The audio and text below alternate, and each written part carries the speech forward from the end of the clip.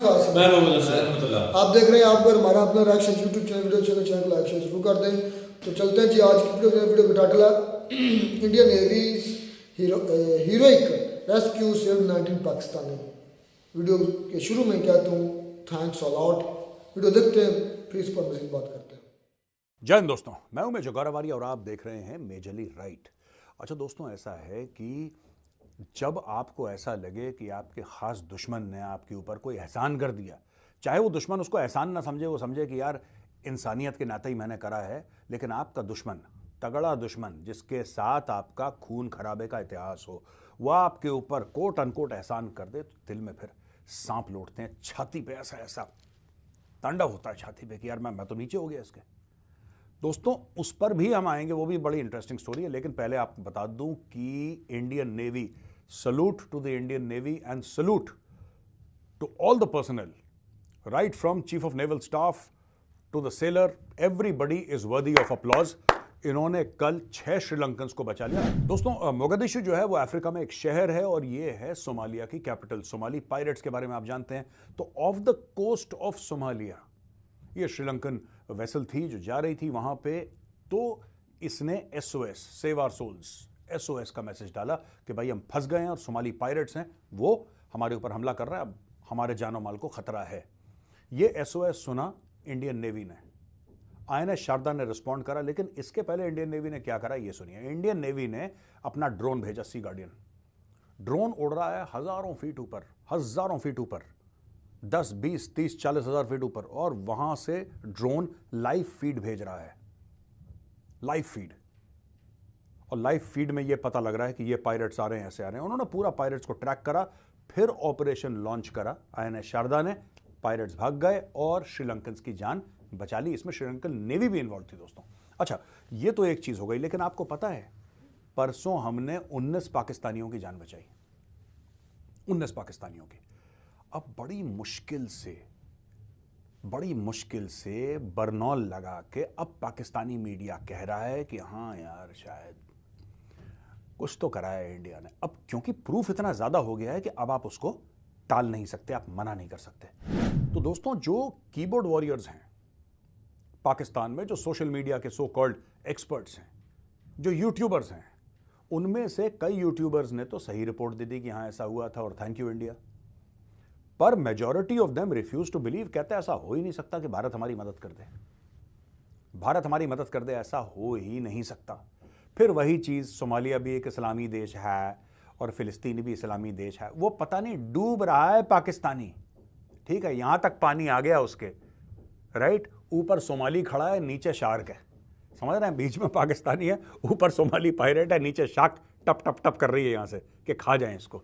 ये भी कह रहा है थे 80 भी मुसलमान थे, तो इनका गेम पता नहीं, मुझे आज तक समझ में नहीं आया पाकिस्तानियों का। एनीवे, तो पाकिस्तानियों को बड़ी दिक्कत हो गई इससे, और काफी पाकिस्तानी अभी तक इस चीज को एक्सेप्ट नहीं कर पाए कि यार इंडिया हमारी मदद कैसे कर सकता है, वो भी इंडियन फौजी।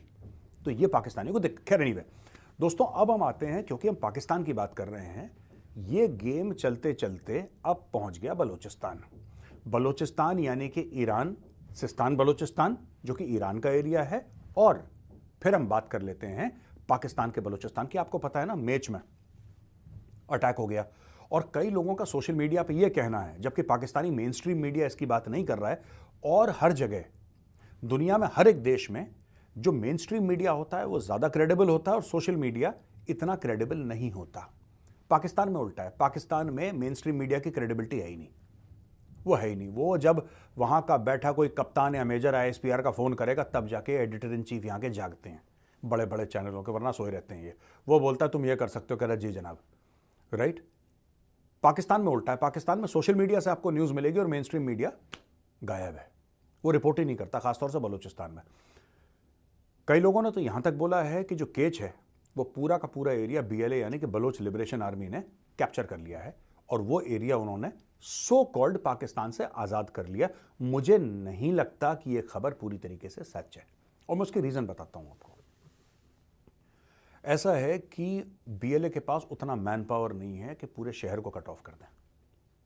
ये जो भी चीज है ना दोस्तों, ये ग्राउंड पे होती है, और ग्राउंड पे यू नीड इन्फेंट्री या you need boots on the ground.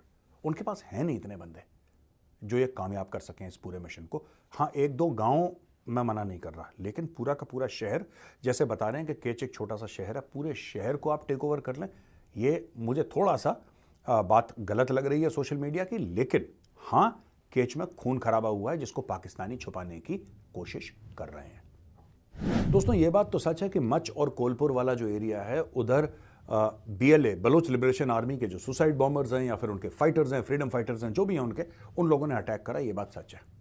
और ये भी बात सच है कि इन्होंने पाकिस्तानी फौज को, वहाँ पे जो लेवीज थे या फिर रेंजर्स थे या जो भी था वहाँ पे यूनिफॉर्म्ड पुलिस वाले थे, उनको भारी मात्रा में नुकसान पहुँचाया है।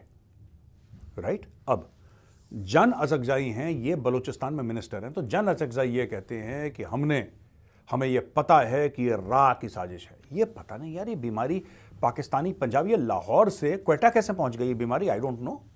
जान अचकजाई जो है, ये बलूचिस्तान का इंटरिम इंफॉर्मेशन मिनिस्टर है। इसके पास क्या इंफॉर्मेशन है? ये कहता है कि रा की साजिश हुई है और रा के जो एजेंट थे उन्होंने अटैक कर दिया यहां पे और हमने रा वालों को पीछे धक्का दे दिया। और फिर कहते हैं कि हमने इतना धक्का दिया कि रा वालों ने फिर अपने लोगों को बोला कि पीछे आ जाओ, अब ये लोग भारी पड़ चुके हैं, पीछे आ जाओ। तो वो लोग भाग गए फिर वहां से।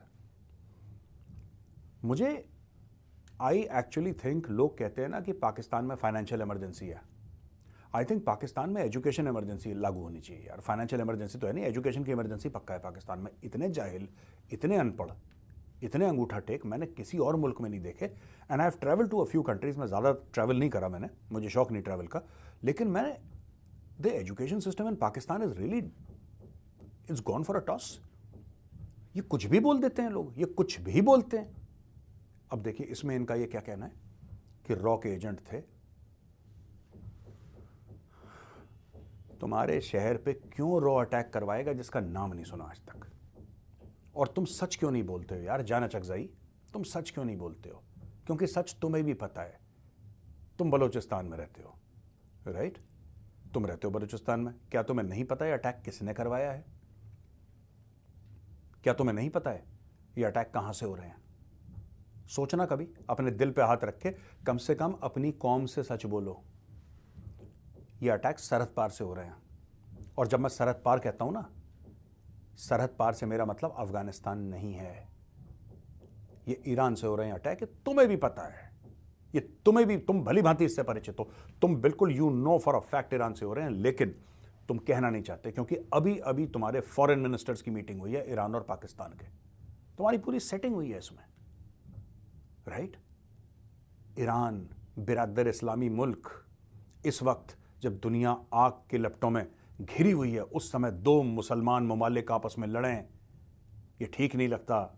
तो आए भाईचारे का सबके सामने एक एग्जाम्पल दिखा। ये सब जो डायलॉगबाजी है कमरे में करो, राइट?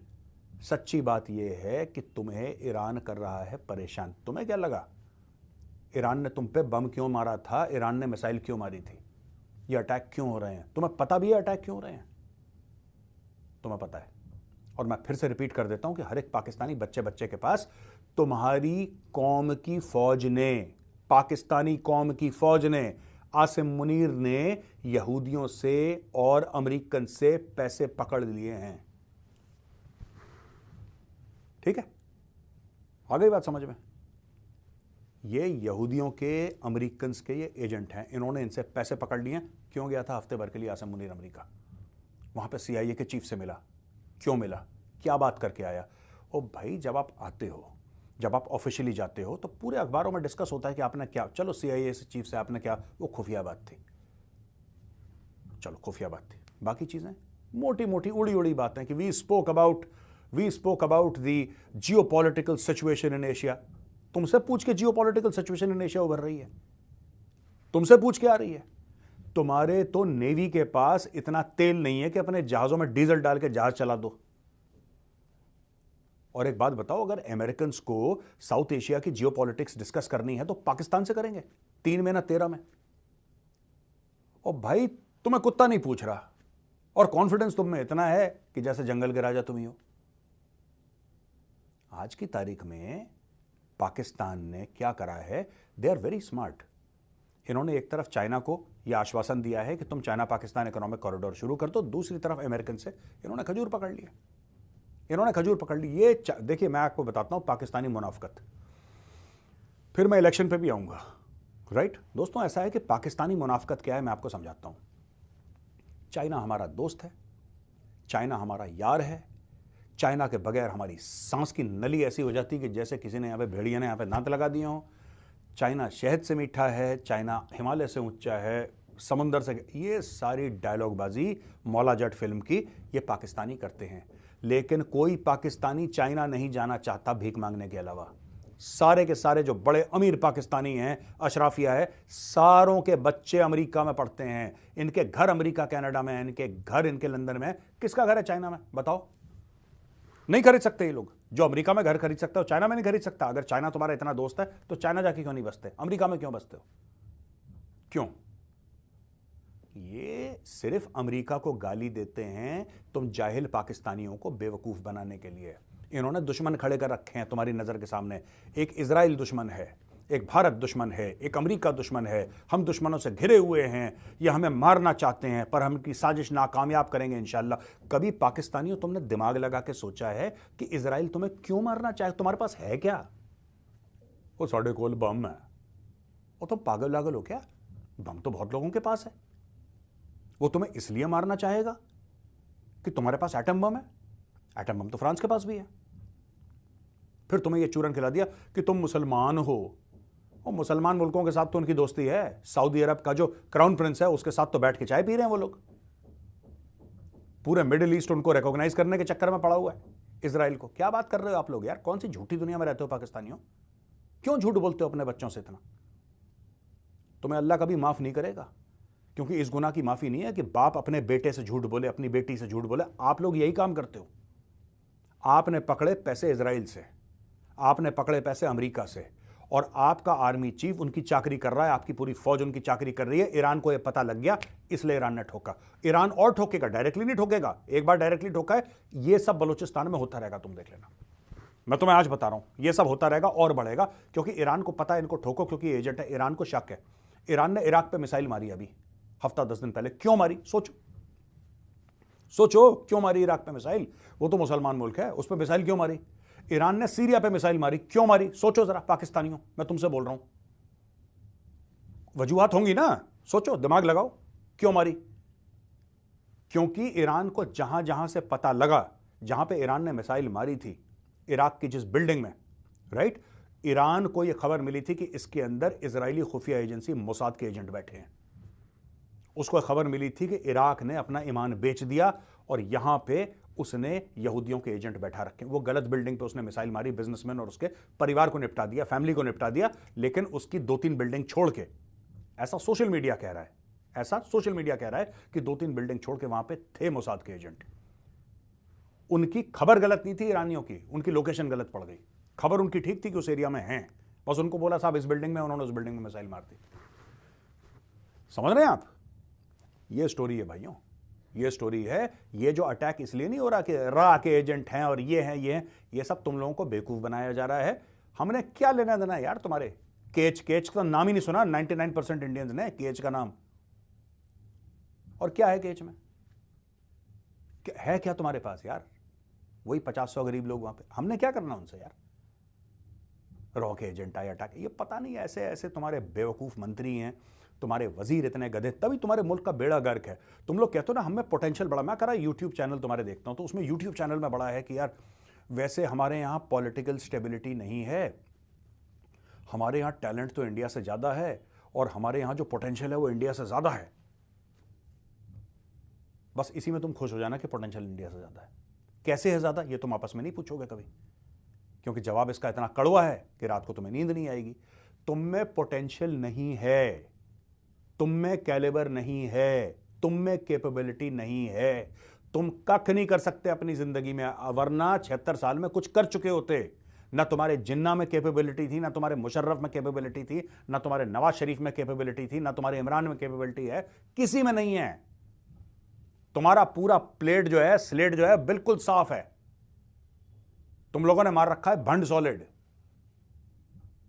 रा की साजिश है, बस पाकिस्तान के गरीब को ये बोल दिया रा की साजिश है, वो भी खुश हो जाते हैं कि रा की साजिश है, रा की साजिश है, काम हम नहीं करना। अब दोस्तों मैं आता हूं बहुत लेक्चर दे दिया मैंने पाकिस्तानियों को।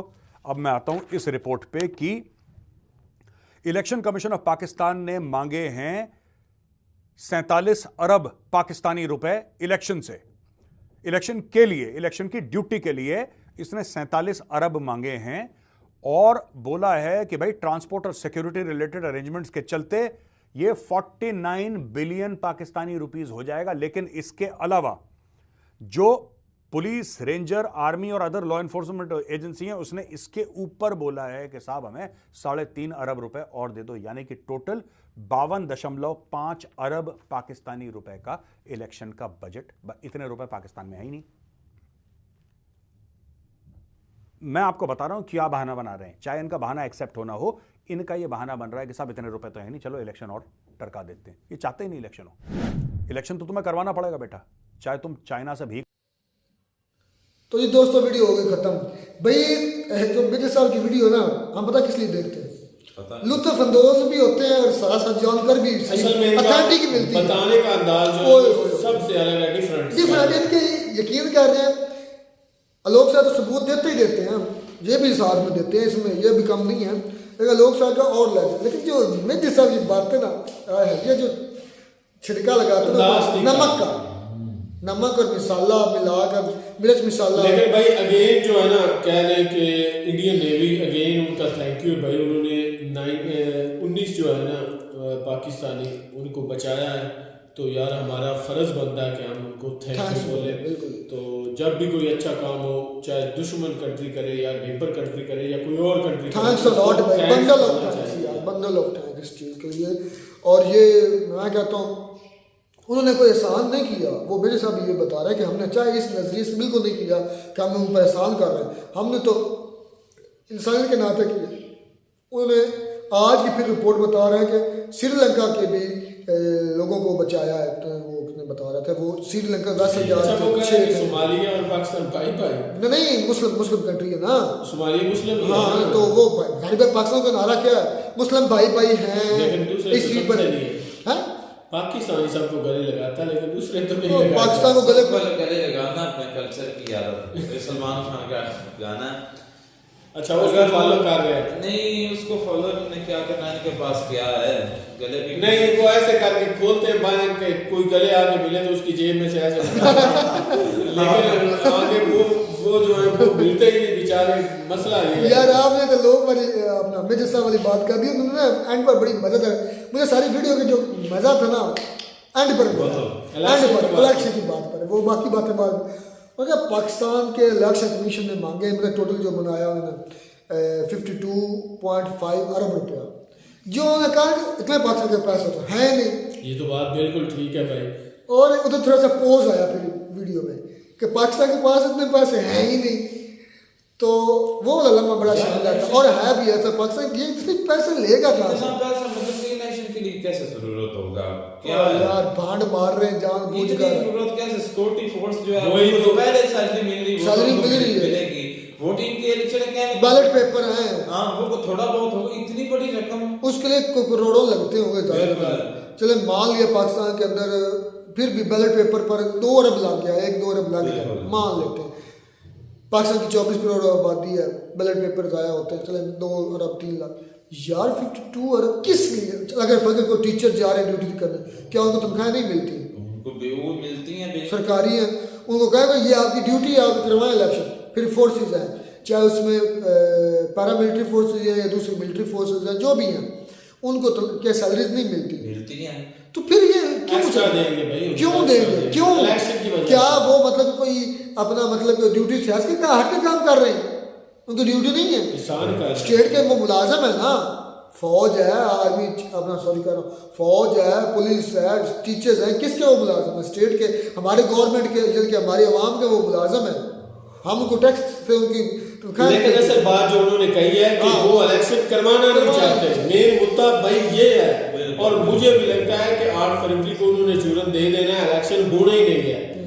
मैंने जो पहले भी कुछ देर पहले भी एक बयान सुना है, उन्होंने कहा है कि भाई सर्दी बहुत ज्यादा है जिसकी वजह से जो है हम इलेक्शन ज्यादा चांस 90% 95% 95% चांसेस है कि अब इलेक्शन हो जाएंगे, 5% तो फिर भी रहता है कोई, पता नहीं क्या होगा। 7 दिन बकाया रहते हैं भाई असलम, ये इलेक्शन तो होकर रहेंगे। चले आप भी इधर हैं मैं भी इधर हूँ, तो देख लेंगे जब होगा क्या असल में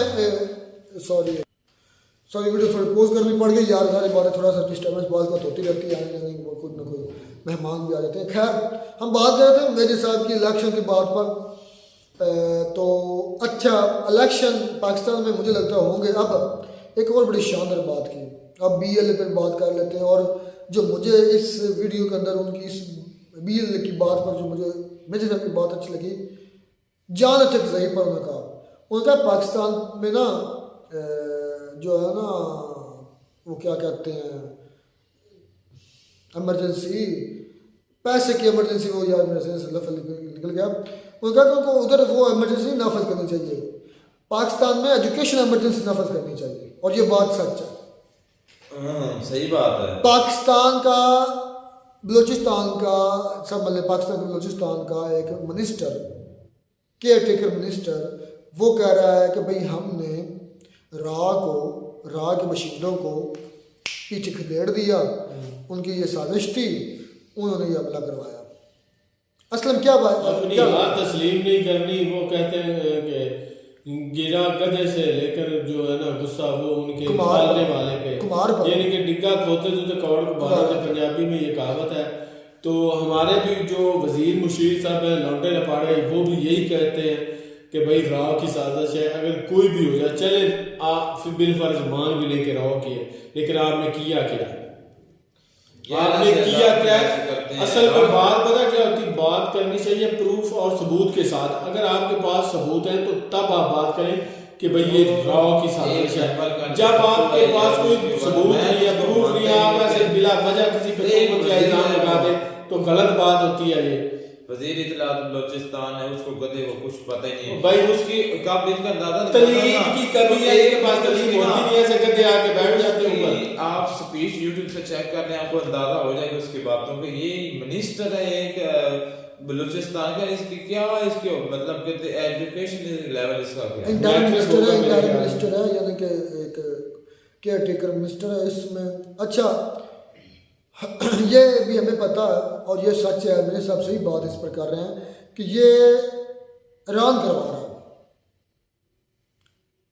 क्योंकि और उन्होंने सारी फिर बातें की ईरान के अटैक से बाद, जो ईरान इजराइल की मुसाद एजेंसी समझ कर शाम के अंदर अटैक की मिसाइल हमले किए, उसके बाद सीरिया में किए, उसके बाद फिर पाकिस्तान में भी किए। एक सीरियल है, एक मतलब सीरीज वाइज उन्होंने किया।